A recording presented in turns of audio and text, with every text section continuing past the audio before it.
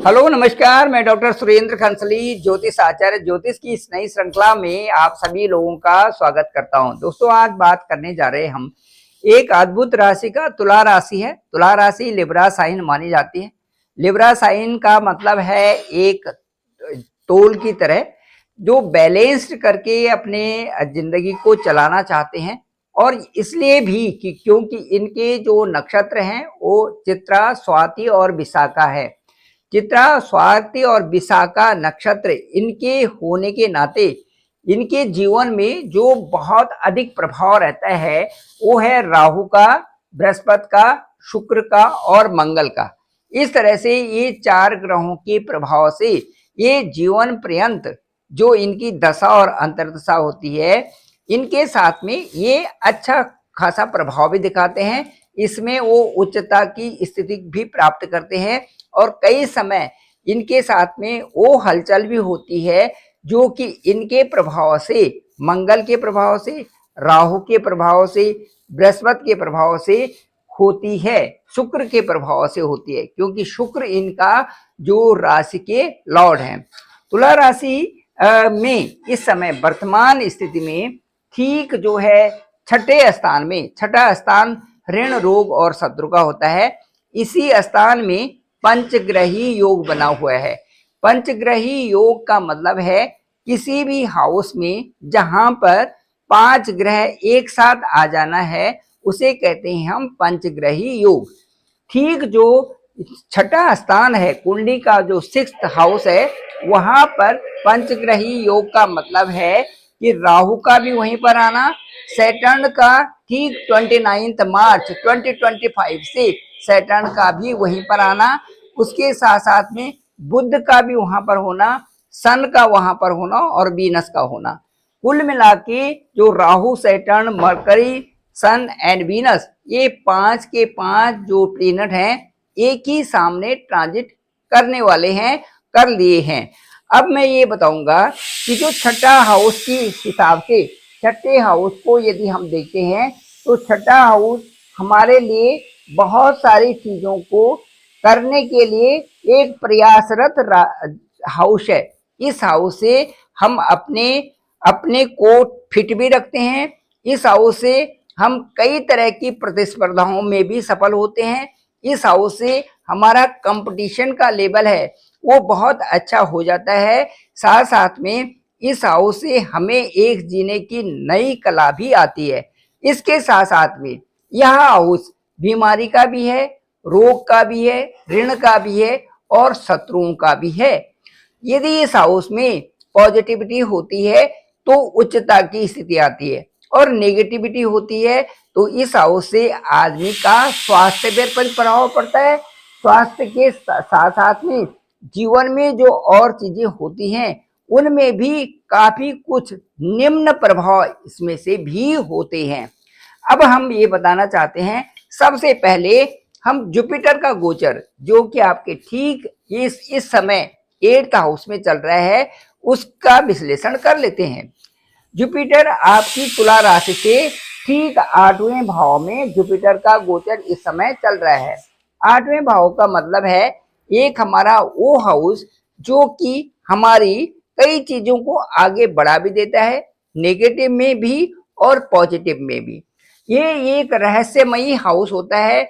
इसको हम गुप्त हाउस भी कहते हैं। इस हाउस से कई तरह की अच्छाइयों के साथ में वो अद्भुत तरीके से हमारे जीवन के सामने वो चीजें आ जाती हैं जिनको कि हमने कभी न देखा था और न कभी सुना था, जिसके बारे में हम नहीं जानते वो चीजें भी क्रियान्वयन हो जाती है। उनका भी एक ऐसा समन्वय बनता है कि वो और कार्यों के साथ में वो कार्य भी हो जाते हैं। इसी हाउस से हम अपने पेरेंटल प्रॉपर्टी भी देखते हैं।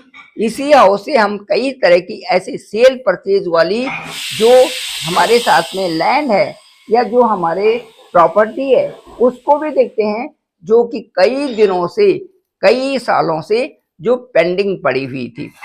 रहस्यमयी राशि, रहस्यमयी हाउस होने के नाते इस हाउस में बड़ा बदलाव आने की संभावनाएं बनती है। जुपिटर के इस हाउस में होने से थोड़ी सी हेल्थ से संबंधित माइनर प्रॉब्लम तो होती है। यहाँ पर आपको स्पाउस से संबंधित भी प्रॉब्लम हो सकती है। अब लेकिन इस समय जुपिटर का किसी भी हाउस में जाने का मतलब है उस हाउस को परिपक्व बना देना। इसके साथ साथ में मैच्योरिटी इस हाउस में आने का मतलब है, पॉजिटिविटी आने का मतलब है कि आपके लंबित कार्यों को करवाने में बृहस्पति की जुपिटर की भूमिका रहेगी। इसके साथ साथ में जुपिटर आपके ठीक जो है द्वादश हाउस को, 12th हाउस को देखेंगे। 12th हाउस हमारा विदेश का भी होता है।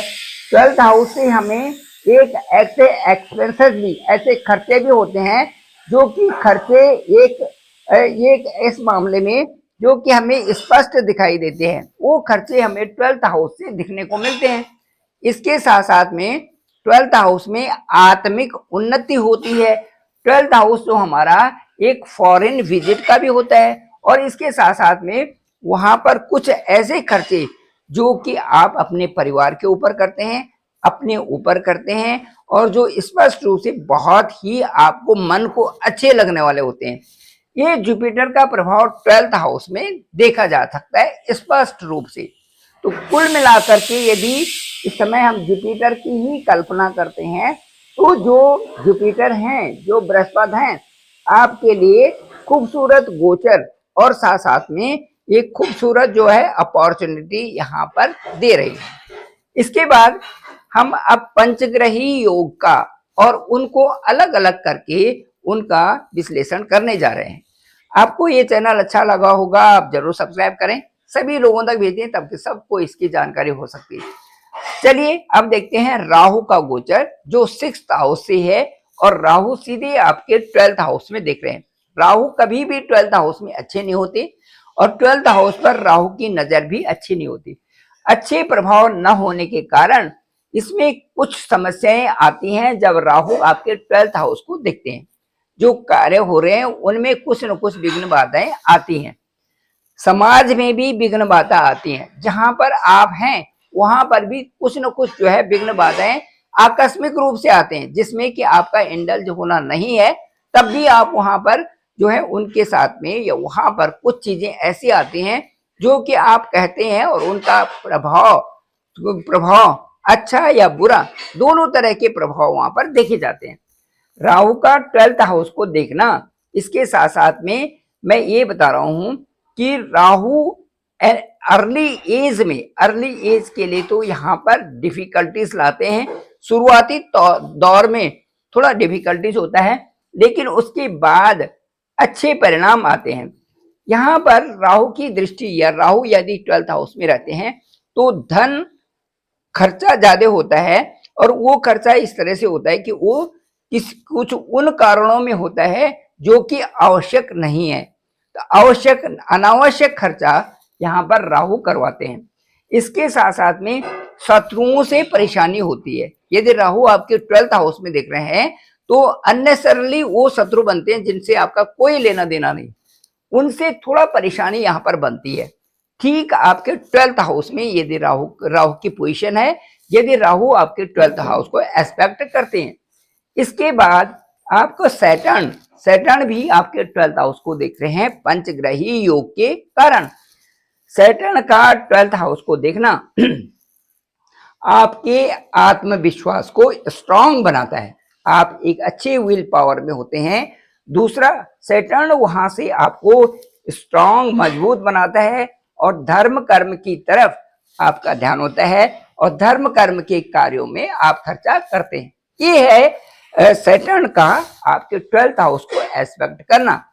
इसके बाद जो मरकरी है, जो बुध हैं, बुध का भी 12th हाउस को देखना पंचग्रही योग के आधार पर। बुध यदि आपके 12th हाउस को देखते हैं तो आध्यात्मिक रुचि आपकी बढ़ती है, रहस्यमयी ढंग से आपकी यात्राएं भी होती हैं, धार्मिक कार्य भी होते हैं, और आप उन कार्यों से या जो आप कार्य कर रहे हैं उसमें आप रुचि भी लेते हैं, और उसमें आपको प्रसन्नता भी मिलती है। इसके बाद चलते हैं और पंचग्रही योग के अंतर्गत सूर्य को देखते हैं, जो कि 5 ग्रहों के साथ में आपके 6ठे हाउस में है। ये क्या प्रभाव डालते हैं आपके ठीक जो है 12th हाउस पर। 12th हाउस पर जो सूर्य हैं ये विदेश में जाकर के खर्चा करवाते हैं या विदेश जाने के लिए खर्चा करवाते हैं। लेकिन विदेश यात्रा ये भी देते हैं, सूर्य भी देते हैं, साथ साथ में एक डिसिप्लिन देते हैं, आत्म शक्ति देते हैं और उसके साथ साथ में एक लीडरशिप देखते हैं। यदि सूर्य यहाँ से ठीक आपके 12th हाउस को देखते हैं तो एक अच्छी लीडरशिप आप में आती है 12th हाउस से संबंधित। अब मैं ये बताना चाहूंगा कि वीनस जो है, शुक्र जो है आपके 6th हाउस से सीधे आपके 12th हाउस को देखेंगे, तो इसका क्या प्रभाव पड़ने वाला है। वीनस जो हमारी जो लाइफ है उसमें एक प्रॉस्पेरिटी है, वीनस हमारा एक आकर्षण है, वीनस हमारी काम शक्ति है, वीनस हमारा वो फील्ड है कि जो कि जीने के लिए बहुत जरूरी है। तो वीनस का, शुक्र का आपके 12वें हाउस में जाना ये आपको एक आर्ट देता है, एक क्रिएटिविटी देता है लाइफ में, साथ साथ में सुख सुविधाएं और आराम। ये यहाँ पर 12th हाउस जो होता है हमारी सुख सुविधाओं का और आराम का भी होता है। यहाँ पर यदि ग्रह आपके पॉजिटिव हैं तो आपको बढ़िया सा आराम भी मिलता है, अच्छे दौर में आप गुजरते हैं, अच्छा सा आपके जीवन यापन होता है और सुख सुविधाएं आपको मिलती हैं। लेकिन यदि 12वें हाउस में नेगेटिविटी होती है तो उतना ही परेशानी भी वहां से होती है, रोग, अस्पताल, खर्चे, ये सारे 12वां हाउस ही बताता है। इसलिए मैं ये कहूंगा कि कुल मिलाकर के यदि तुला राशि के लिए देखा जाए तो मिला जुला रिजल्ट है और बृहस्पति के हिसाब से आप जो है एनर्जेटिक भी रहेंगे और आपकी फॉरेन विजिट भी होती है, साथ साथ में आप आध्यात्मिक उन्नति भी कर रहे हैं और आर्थिक उन्नति भी आपकी इस साल में होगी।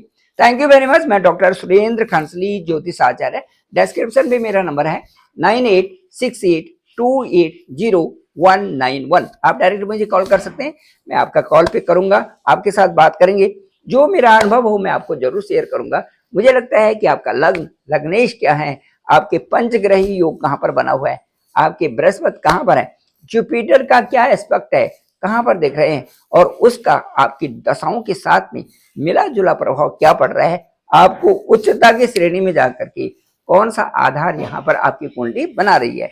मैं सभी इन चीजों को आपके साथ में शेयर करेंगे और मुझे लगता है कि जो मेरा अनुभव है वो जरूर शेयर करके आप लोगों तक मैं बताऊं। Thank you very much. आप सभी लोगों का आभार, आप सभी लोगों का बहुत बहुत धन्यवाद।